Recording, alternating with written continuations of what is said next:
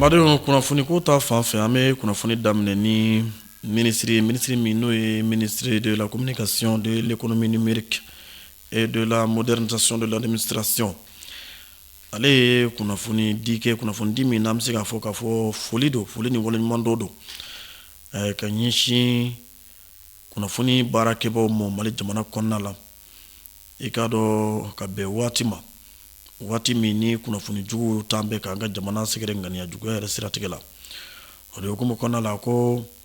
a bɛ foli ta ka ɲɛsin an ka kunnafoni baarakɛbaaw ma. Kunnafoni baarakɛla minnu bɛ ni olu ye guloki bɔ k'a da jamana, i k'a dɔn fasodenw, olu kunnafoni ni ko ɲuman kama ka bɛn waati ma waati min ni kunnafoni jugu carina ka ɲɛsin an faso ma. I k'a dɔn k'a fɔ kunnafoni minnu ni a laɲini tɛ dɔwɛrɛ ye ka se ka hakilisiw don maaw la. I k'a dɔn o kunnafoni jugu ninnu ni kɛlɛ taa sira dɔw yɛrɛ don. O waati kunnafonidilaw, Mali kunnafonidilaw, u ye wulikajɔ kɛ. I k'a dɔn ko foli ka kan ka kɛ u la. O de hukumu kɔnɔna la kunnafonidilaw ka tɔnba ni o ye maison de la presse ye. Folikan in a ɲɛsinna ale de ma, kunnafonidila bɛɛ lajɛlen tɔgɔ la. I k'a dɔn k'a fɔ minisiri y'a jira k'a fɔ ayiwa an ye wulikajɔ min kɛ nin waati in na kunnafonidilaw, o tuma ko ayiwa kunnafoni baarakɛlaw, maa kelen tɛ baara in kɛ. O tuma kunnafonidi baara kɔnɔna na maa o maa bɛ yen, i k'a dɔn bɛɛ lajɛlen ko don, bɛɛ lajɛlen de fora. I k'a dɔn k'a fɔ ka tila k'a fɔ a bɛ a yɛrɛ bila bɛɛ lajɛlen ka sagoya la ni Ala sɔnna ma, walasa hali bi ɲɔgɔn faamuya bɛ se ka sabati cogo min na. Minisiri ka waleɲuman dɔ foliw a bakurubaw ye tali kɛ ninnu de la. Ayiwa an b'a ɲini Ala fɛ halisa an ka maaw ka wasa n'an ka baaraw ye, jango fasoden ɲumanya baara, o de nafa ka bon kosɛbɛ. Badenw kɔfɛ an bɛ to kunnafoniw kɔnɔ, Mali kunnafoniw kɛrɛnkɛrɛnnenya la. Min ye minisiri min ni ale ɲɛsin bɛ Mali ni jamana wɛrɛw cɛko ɲɛma ni o bɛ Ablaye Diop ale bolo. Juma tɛmɛnen ni o bɛnna décembre kalo in tile 5 ma san 2025, a ye sigi kɛ ka dayɛlɛ maa ye maa min ni ale ye lasigiden ye Philippines tɔgɔ la Mali jamana kɔnɔna la yan nɔ. I k'a dɔn ni a yɛrɛ sigiyɔrɔ o bɛ bɛn Maroko jamana ma. I k'a dɔn a ye a bisimila Ablaye Diop a ka cakɛyɔrɔ la. Ni maa kofɔlen min filɛ ni nin ye Philippines ale lasigiden Mali jamana kɔnɔna la, ni ale yɛrɛ tɔgɔ ko Ferdinand Romualdez Marcos Junior. I k'a dɔn k'a fɔ n k'a fɔ Philippines président ale tɔgɔ de ye Ferdinand Romualdez Marcos Junior ye. Ale de ye jamana ɲɛmaa ye. O tuma ale ka ciden kɛrɛnkɛrɛnnen lasigidenya hukumu kɔnɔna la Mali jamana kɔnɔna la, o de bisimilara. Bisimilali in kɔnɔna la a ye folikanw lase Mali ɲɛmaa ma ka bɔ Philippines jamana ɲɛmaa fa fɛ ani maliden bɛɛ lajɛlen, olu ka foli ci a y'o lase. I k'a dɔn ɲɔɲi kɛnɛ kan a ka jamana lasigidenya sɛbɛn ka na o fana jira bonya ani karama kɔnɔna la minisiri Ablaye Diop ale ma. Laɲini ye min ye, o de ye jɛɲɔgɔnya min bɛ an ka jamana ani Philippines ni ɲɔgɔn cɛ. O jɛɲɔgɔnya ninnu bɛ se ka sabati cogo min na, lasigidensow jɔyɔrɔ ka bon o la kosɛbɛ. I k'a dɔn baara in ninnu bɛɛ lajɛlen bɛ don o de hukumu kɔnɔna la. Ayiwa o kɔfɛ kunnafoniw y'a jira an na k'a fɔ ko fɛn min ye halisa Mali jamana lahala kan, anw kɛlen bɛ fɛn min nɔfɛ ni o ye dugujukɔrɔfɛnko ye. Ala ye dugujukɔrɔfɛn min don anw garisɛgɛ la. Halisa awa an bɛ se k'a fɔ tare barisabula fɛn min ye o dugujukɔrɔfɛnw ye dɔ b'a la ka fara olu kan. Ala ye don o don da. Olu bɔ bɛ ka kɛ olu kalamaw kuma bɛɛ. o dɔ misaliya o ye an Songo ye. An Songo ale bɛ an ka jamana kɛɲɛkafɛla na ka digi kɔrɔ kan. N badenw, i ka dɔn a jarala k'a fɔ ko sanu kɔni yela o yɔrɔ dɔ la yen. O kuma an Songo ta min ni o kunnafoni cɛrina, o fɔra kunnafoni min kɔ o de ye Targada. Targada ale fana ye Mali kɛɲɛkafɛla dugu dɔ ye. O kuma sanu a bɛ bɔ yen fɛnɛ, a yera yen fɛnɛ. O kuma sanu yeli ye o kɔfɛ ni o lakaliw kɛra, jɔkun kelen ɲɔgɔn ko kɔfɛ, i ka dɔn min ye an Songo ta in ye, kɛrɛnkɛrɛnna dugu min ni ale bɛ an Songo fɛ, ni ale bɛ wele ko Seyina. Ni sanu ninnu, sanu bɔ taara yen tun ka taa découverte wɛrɛ kɛ yen nɔ. O b'a jira maliden la k'a fɔ ko jɔn ko Ala, n'an y'an sɛbɛ don jamana in ma, u b'a fɔ an ye cogo min jamana marabaaw ko Ala ye fɛn bɛɛ lajɛlen di an ma jamana in dugu jukɔrɔla la. A kɔrɔfɔ ka a b'a sabati ni an ye baaraw kɛ kolo suma bolodi ɲɔgɔnma kɔnɔna la, ni o sabatira Mali jamana kɔnɔna la. An bɛ taa ɲɛfɛ ni kunnafoni ye.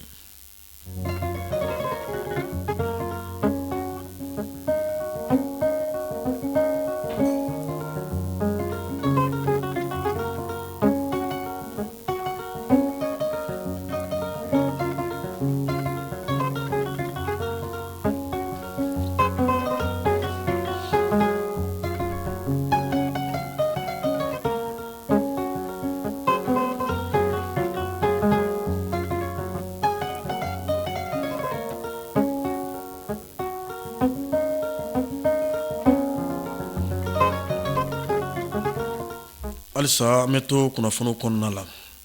I ka dɔn min ye Mali ka lasigiden ye, ni ale ye lasigiden kura ye. Ayiwa jamana la n'o bɛ wele ko République de Moldavie. Mali ka ni lasigiden kura in, n'ale yɛrɛ tɔgɔ ko Seydou Kamisugu, i ka dɔn a ye a ka baaraw daminɛ ka ban. Bari sabula a ye Mali jamana bila ni ka taa lasigidenya baara in na ka ban. Wa i ka dɔn a yɛrɛ bisimilara Moldavie, i ka dɔn o ɲɛmaw fɛ. Araba tɛmɛnen n'o bɛnna décembre kalo tile 3 ma, san 2025, a ka lasigidenya gafe a taara o jira Moldavie jamana ɲɛmaw la. Ayiwa kɛrɛnkɛrɛnnenya a jamana yɛrɛ ɲɛmaaba a n'o ye ɲɔgɔn ye ni ka ka lasigiden gafe jira o la, ni o ye musolaka ye n'a bɛ wele ko Maya Sandu. Lasigiden gafe taara jira ale la. Ayiwa ni lasigiden min ni o bɛ Seydou Kamisugu ko fɔ, ni Moldavie lasigiden kura dɔ Mali jamana tɔgɔ la. Ayiwa a jabala n'o ye a dagayɔrɔ ye, o bɛna bɛn Moscou de ma, n'o ye Irisi faaba dɔ ye. I ka dɔn k'a fɔ nin kɛra kɛnɛ min n'a kɛrɛnkɛrɛnnenya bonya ani karama kɔnɔna la Moldavie jamana yɛrɛ ɲɛmaa fɛ. A kɛnɛ kan min ye Seydou Kamisugu ye, lasigiden kura, a ye folikan lase Moldavie jamana ɲɛmaa ni jamanadenw bɛɛ lajɛlen ma. Folikan minnu ni o bɔra Mali jamana ɲɛmaa Général d'armée Assimi Goïta ale yɔrɔ ani maliden bɛɛ lajɛlen yɔrɔ ka ɲɛsin Moldavie jamana bɛɛ lajɛlen ma. Kɛnɛ in a wasara soni sigira fɛn min kan kɛrɛnkɛrɛnnenya la, olu bɛ tali kɛ ni Moldavie an cɛ, o sinsinni, o kologiriyali, i ka dɔn jɛɲɔgɔnw sira fɛ, politikiko na sira fɛ, seko ni dɔnko na sira fɛ, a ka ja hali jago yɛrɛ sabatili jamana in fila denw ni ɲɔgɔn cɛ. Ayiwa olu soni sigira olu kan kosɛbɛ ni sigi ɲɔgɔn ye kɛnɛ kan, ni ka foli kɛ ka ɲɛsin jamana fila in bɛɛ lajɛlen ma. Jɛɲɔgɔnya sɛbɛn min bɛ an ni ɲɔgɔn cɛ, o sabatili, o foli, o kɛra fan fila fɛ. Ka kɔn o ɲɛ, min ye Mali ka lasigiden kura in ye Moldavie kɔnɔna la, i ka dɔn k'a fɔ a ye a ka lasigiden sɛbɛn a y'o jira fɛnɛ maa min ni ale ye Moldavie o ka directeur protocole d'état olu ye jamana ɲɛmaa kɛrɛfɛmaw ye o baaraw kun kɛra ka kɔn ani jamana ɲɛmaa yɛrɛ ka ɲɔgɔn ye ɲɛ nka o baaraw sabatira o kɔfɛ badenw halisa an bɛ to kunnafoni kɔnɔna la ka aw ladɔnniya aw ka dɔn k'a fɔ ko fɛn min ye musaka ko ta sira ye sɛgɛsɛgɛli min bɛ kɛ jamana nafoloko ta sira fɛ o cakɛ yɔrɔ min bɛ anw fɛ yan ni an b'a wele vérificateur général i ka dɔn sɛgɛsɛgɛli kɛra bureau du vérificateur général fɛ ka ɲɛsin Mali ka cakɛyɔrɔ dɔ ma cakɛyɔrɔ min n'an b'a wele ko CICB i ka dɔn nin ye cakɛyɔrɔ ye min n'a bɛ maaw bisimila i ka dɔn a jirala k'a fɔ ko nin centre international de conférence de Bamako a mara kɛcogo majɛw kɛra kɔnɔna la nafoloko ta fanfɛla la majɛ minnu n'a nafolo musaka kun dama bɛ taa jɔ CFA wari miliyɔn 259 ɲɔgɔnko la olu de jateminɛna k'a fɔ marakojuguya donna olu o nafolo ninnu bɛɛ lajɛlen fanfɛla la marakojuguya minnu ni a sɛgɛsɛgɛliw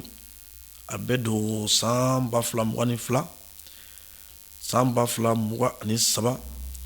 san 2024 san 2025 a bɛ don o sɛgɛsɛgɛliw hukumu kɔnɔna la badenw min ye nin sɛgɛsɛgɛli baaraw ye n'i y'a kunnafoniw ta k'a lajɛ i b'a ye k'a fɔ sɛgɛsɛgɛli ninnu bolola ye sabatili jira k'a fɔ juru minnu bɛ juru dɔw bɛ olu kanibaliya olu kuma b'a la ka taa compte dayɛlɛ banque la awa ka sɔrɔ a ma kɛ jɛlenya kɔnɔ a ma kɛ yamaruya t'a la olu fɔlen don majɛ ninnu kɔnɔna la commissaire au compte o yɛrɛ tɛ a ye cakɛda in na o bɛna ni jɛlenya baaraw fana sabatibaliya ye o fana ɲɛfɔ bɛ a kɔnɔ a bɛ fɔ min ma ko compte administratif k'o fana ma dafa ko attestation dɔw bɛ yen n'o ye baara dɔw kɛli olu sereyali olu sereya sɛbɛn n'o ye attestation ye olu fana dilan bɛ o ma dilan tiɲɛ kan olu fana dibi bɛ o ko in na kosɛbɛ ko compte de gestion k'o fana majɛ bɛ o la ka fara o kan nafolo baarakɛbaaw u b'a fɔ min ma ko comptabilité matière n'o bɛ feerelatigɛ kɛ musakakow bɛɛ lajɛlen la ko o fana n tɛ sariya kɔnɔ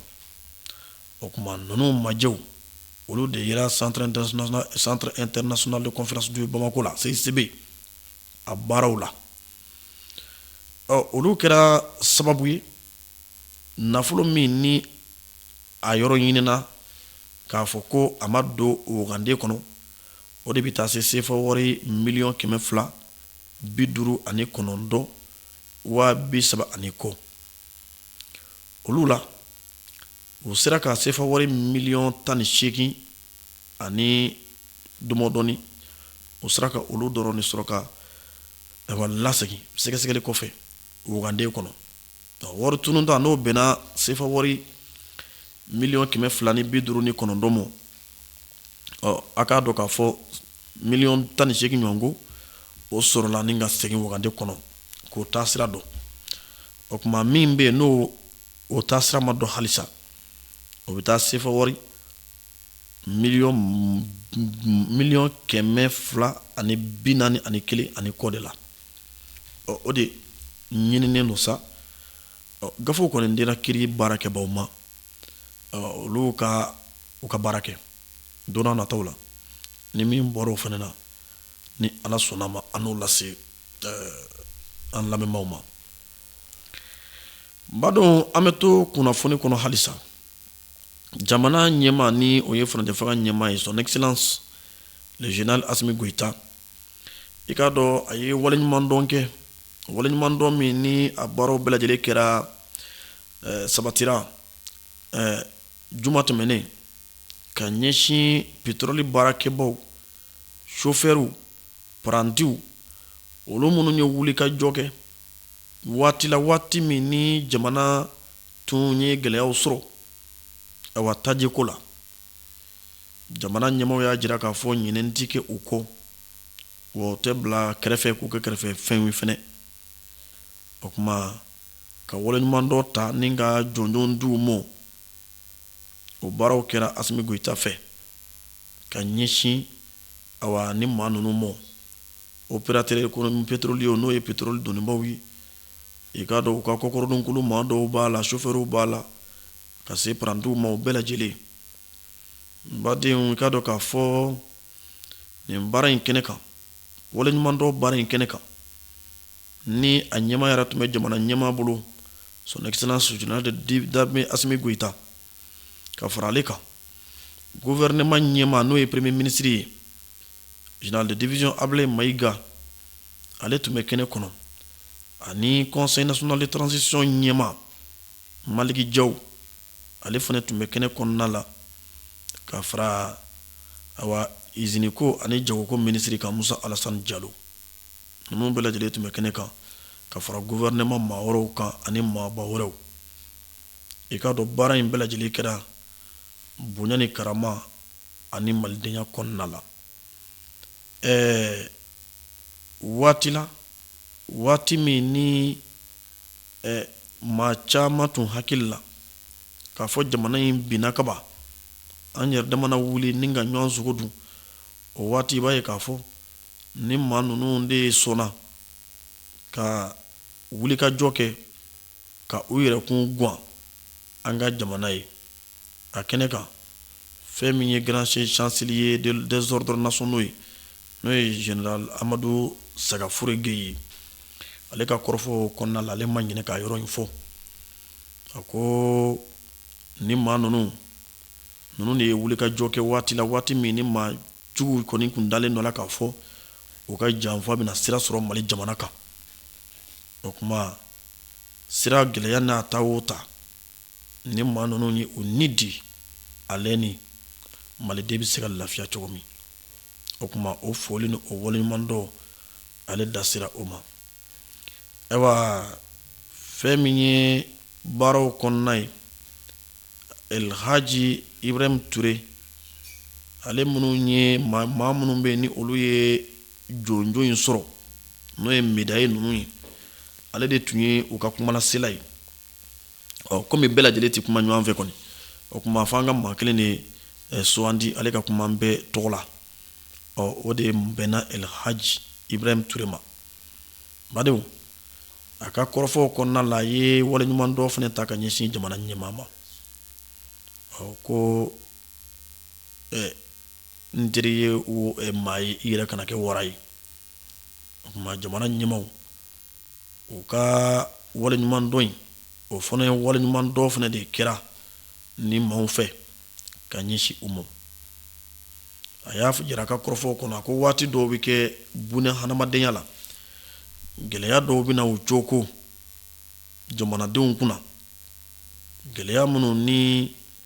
a bɛ na ni fɛn camanw ye nka o gɛlɛya mana tɛmɛ sira o sira fɛ n'a dɔw ye nafolokow ni jagokow ni awa usine kow n'a tɔw ye o gɛlɛya kelen de bɛ se ka kɛ sababu ye ka maaw fara ɲɔgɔn kan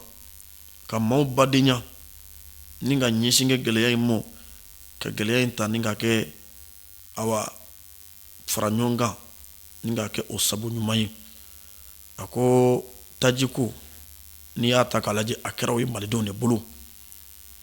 gɛlɛya ɲɛsinna anw ma janfa sira kan nka Ala subahanahu wa taala ye janfa in ta ni k'a kɛ sankɔrɔta ye malidenw bolo bari sabula malidenw ma sɔn ka fɔ ɲɔgɔn kɔ an bɛ min ɲini maliko yɛrɛ la n'o ye tɛgɛdimolomɔ ye dɛ tajiko gɛlɛya de nana dɔ fara o kan k'o sabati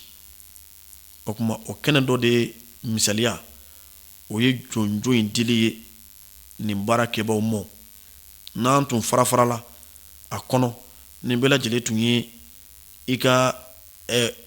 tɔrɔmɔɲɔ kɛlɛ kɛ bi tun b'a sɔrɔ jalakiliw de bɛ senna kasoladenw bɛ senna kiriw bɛ senna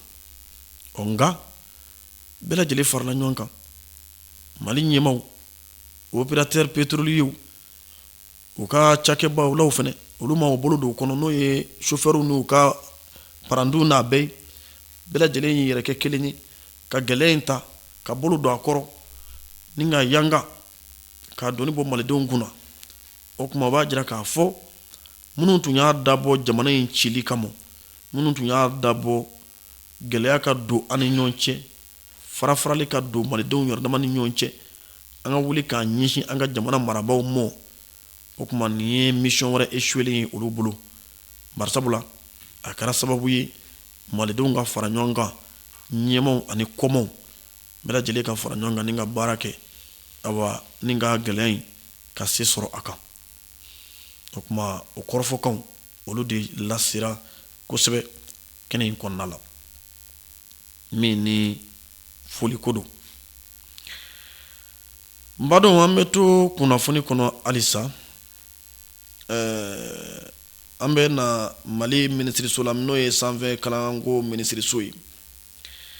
i k'a dɔn an ka minisiriso min bɛ yen ni o ye sanfɛ kalanko ani ɲinini koɲɛ minisiriso ye o ye kunnafonidi kɛ ka jira k'a fɔ Irisi jamana ka kɛɲɛ ni tɛgɛdenboloma min bɛ Irisi jamana ni Mali jamana ni ɲɔgɔn cɛ i k'a dɔn Irisi ye kala awa sira dili an ka maliden 300 ɲɔgɔn mɔ n'an b'a fɔ o ma ko bourse d'étude ka maa 300 ɲɔgɔnna yamaru olu ka taa kalan kɛ Irisi jamana kɔnɔna la kalan minnu ni u bɛ tali kɛ lisansi bagi kɔfɛ san 3 master bagi kɔfɛ san 4 doctorat bagi kɔfɛ awa san 5 o kalan o de dira Irisi jamana fɛ Mali jamana mɔ ko a k'a di a ka lakɔliden denmisɛnnin 300 ɲɔgɔn mɔ a kalan in bɛ don san 2026 san 2027 okumu de kɔnɔna la i k'a dɔn k'a fɔ awa kalan in min ye walasa i sen ka don a la i ka taa ni maa 300 in cɛla i ka taa kalan kɛ Irisi jamana kɔnɔna la ka nin burusi in k'a sɔrɔ daluyaw b'a la a daluyaw la i k'a dɔn k'a fɔ diplôme ka k'i bolo diplôme min ni a bɛ f'o ma ko baccalauréat lycée kɔfɛ diplôme min bɛ sɔrɔ baki o kuma n'i bɛ fɛ ka taa licence kɛ o k'a sɔrɔ baki b'i bolo min ye licence ye o ka k'i bolo e min b'a fɛ ka taa master kɛ Irisi jamana kɔnɔna la e min b'a fɛ ka taa master kɛ sa e k'a fɔ doctorat kɛ sa fɔ master diplôme ka kɛ e bolo olu ye condition d'éligibilité ye diplôme ko ta fan fɛ wa i ka kɛ maa ye maa min n'i ka kɛnɛ jamanaw tɛ kelen ye maaw fariw tɛ kelen ye i ka kɛnɛya wa yamaruya sɛbɛn ka k'i bolo sɛgɛsɛgɛli sɛbɛn ka k'i bolo dɔgɔtɔrɔw fan fɛ k'a dɔn k'a fɔ e bɛ se ka Irisi sigi kɛ ka sɔrɔ baasi m'i sɔrɔ o ka k'i fana bolo passeport o ye wajibi o ye taamasɛbɛn ye o kɛn bɛ ka site dɔ bila sen kan site min ni maaw bɛ se ka don o kɔnɔ ni k'u ka ɲinini kɛ burusiko in ka di aw minnu ye minnu b'a fɛ ka taa kalan in na o site bɛ yen ministère kɛn bɛ k'o site in bila sen kan o la sa min ye licence maaw ye maa minnu bɛ yen ni olu b'a fɛ ka licence kɛ Irisi jamana kɔnɔna la olu ka daluyaw olu la olu k'u jija u si kana tɛmɛ san 23 kan san 23 o ka kɛ u bolo baki fɛnɛ an y'a fɔ baki diplôme ka k'u bolo wa baki diplôme min bɛ u bolo k'u jija u ka kɛ assez bien mention assez bien u ka k'u bolo donc o ye a condition fɔlɔ ye ka fara o kan u bɛ demandew kɛ demande minnu ni o ye demande manuscrite ye ka a sɛbɛn i tɔgɔ la ka ɲɛsin direction directeur général de l'enseignement supérieur et de la recherche scientifique a bɛ adressé ale de la n'i y'o demande in sɛbɛn i bɛ i ka sɛbɛn minnu fara o kan olu dɔ ye i ka wolosɛbɛn i ka attestation bac o diplôme photocopie légalisé n'i ka relevé de note ni bac kɛra i ye moyenne minnu sɔrɔ bac matière la o relevé de note o fana légalisé copie légalisé o den saba ka fara diplôme den saba kan ka fara i ka nationalité malidenya o fana copie saba i ka casier judiciaire ka jira k'a fɔ i ma deli ka kaso kɛ wala i ye kaso kɛ o fana copie saba i ka carte d'identité o copie o carte d'identité photo o den 8 ka fara o kan ni maa minnu bɛ yen ko olu b'a fɛ ka ni licence in kɛ ka sɔrɔ bac b'u bolo bac min n'a sɔrɔla Mali kɔ kan o kuma olu bɛ na ni u ka lettre d'équivalent ye lettre d'équivalence o copie saba u bɛ na ni o ye i k'a dɔn k'a fɔ min ye maîtrise ta ye n k'a fɔ min ye master ta ye licence ta kɔfɛ master ta ye o maaw o condition na olu ka k'u jija u si yɛlɛnnenba kana tɛmɛ san 35 kan o kuma o fana ka moyenne sɔrɔ a bɛ fɔ o ma ko assez bien o ka k'olu bolo ka fara o kan an ye sɛbɛn minnu fɔ k'olu kan ka ɲini tɔ ninnu demande manuscrite ani sɛbɛn ninnu tɔw o fana o ye valable ye olu fana ma olu b'o kelen ɲini min ye sa doctorat ta ye o la i b'i jija i si yɛlɛnnenba dan ka kɛ san 40 doctorat ta la wa i ka master o fana na i b'i jija mention assez bien ka k'i bolo o fana na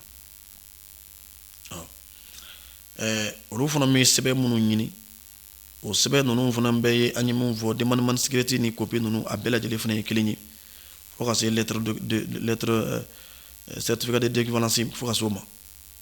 o kuma n'a y'aw ka nin sɛbɛnw bɛɛ fara ɲɔgɔn kan a bɛ taa déposer yɔrɔ min o ye direction générale de l'enseignement supérieur et de la recherche scientifique ye délai min di bɛ aw ma a la o ye décembre kalo in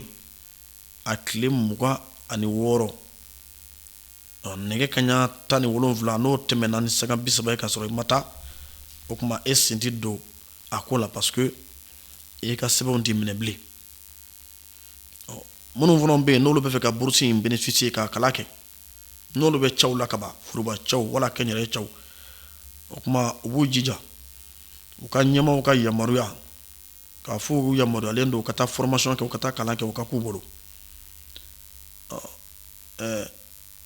bourse a bɛ kalan min kɛ Irisi jamana kɔnɔ san 2025 san 2026 o wari sarali tɛ aw kan Irisi jamana bɛ o ta o ye bourse yɛrɛ b'o ta nka a ka visa wari aw siyɔrɔ logement aw ka documents bɛ légaliser min kɛ tan ani k'o traduit olu baaraw wariw fo ka se a ka dumuniw ma assurance médicale olu bɛɛ lajɛlen bɛ aw de bolo sisan n'aw taara aw yɛrɛ b'o sara aw yɛrɛ ye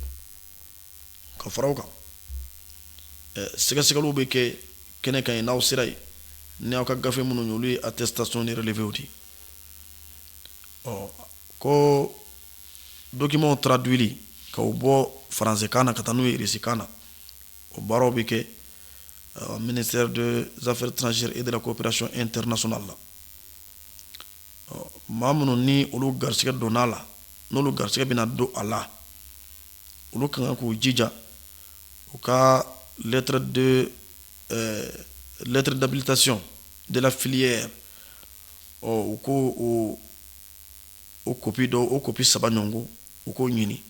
o de ye i y'i ka kalan kɛ université min na sanfɛ kalanso min na a kɛra public ye o a kɛra privé o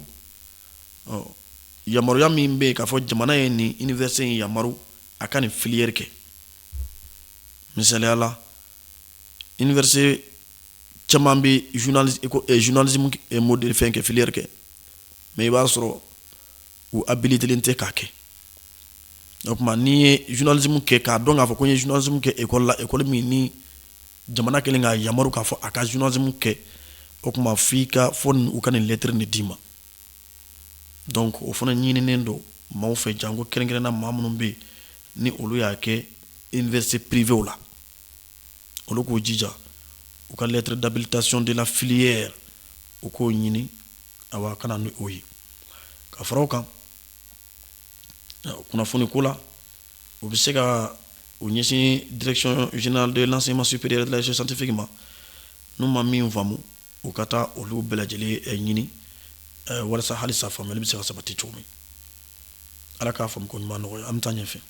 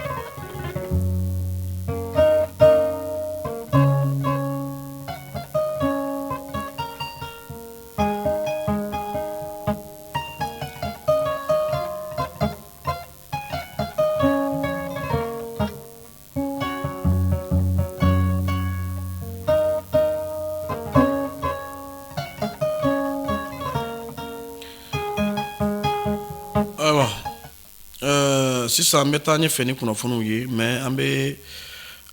donse falen ni ka taa lakanabaaw olu ka kunnafoniw kɔnɔna la